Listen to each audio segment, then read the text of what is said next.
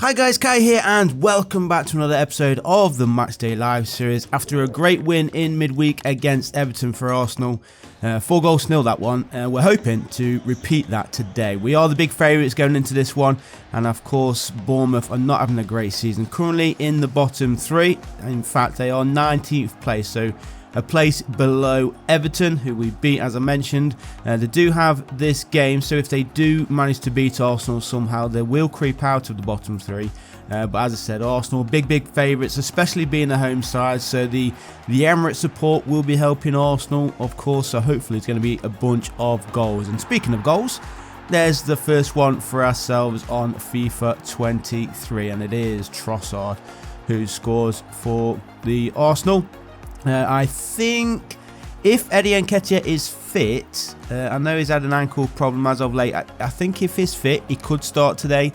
But with the form that Arsenal are in, maybe they will keep Trossard as the striker. And we'll see exactly what Mikel Arteta decides to go with. Maybe Trossard is more likely to start. As for midfield, I believe Thomas Partey will be back in the starting 11. He seemed to be fully fit. For when he came on against Everton. He actually changed the game for Arsenal. It was a solid replacement for Jorginho, of course, who has been suffering from a little bit of sickness through the week. So I don't think he'll be starting, but of course I could be totally wrong, and it could be Jorginho who starts and Partey who comes on from the bench, or maybe start both of them. No, I don't think they'll start both of them, but I will say Granit Xhaka still the player which is, I would say, the weak link for Arsenal.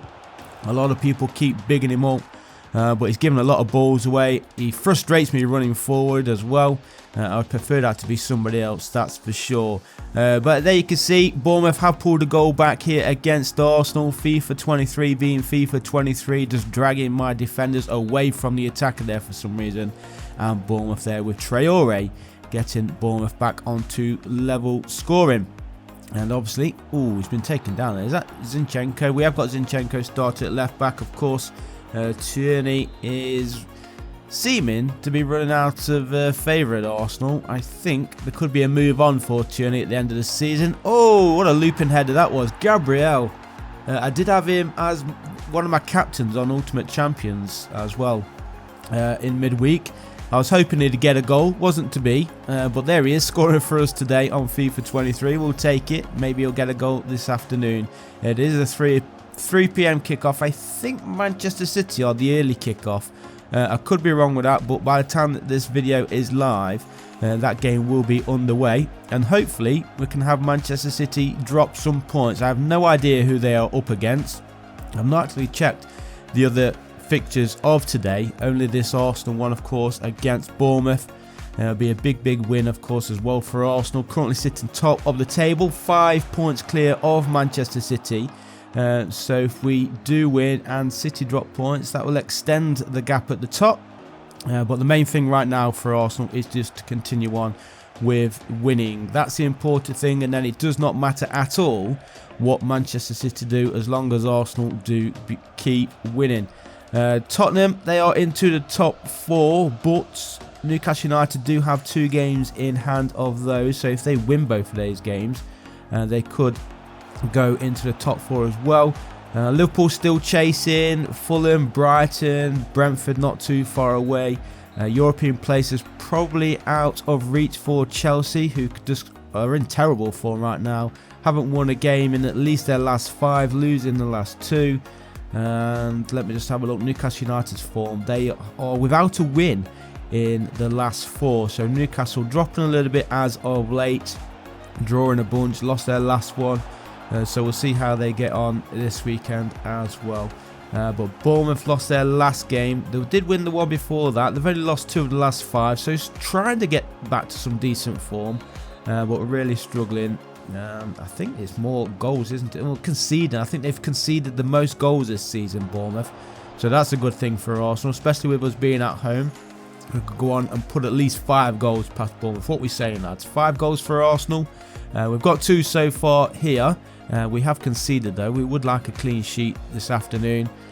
Saka pushes forward, gives that one to Odegaard. Great through ball for Saka. He tries to cross it, but the goalkeeper, too close to the goalkeeper, in fact, that cross, and it goes into his hands. So just over 20 minutes to play.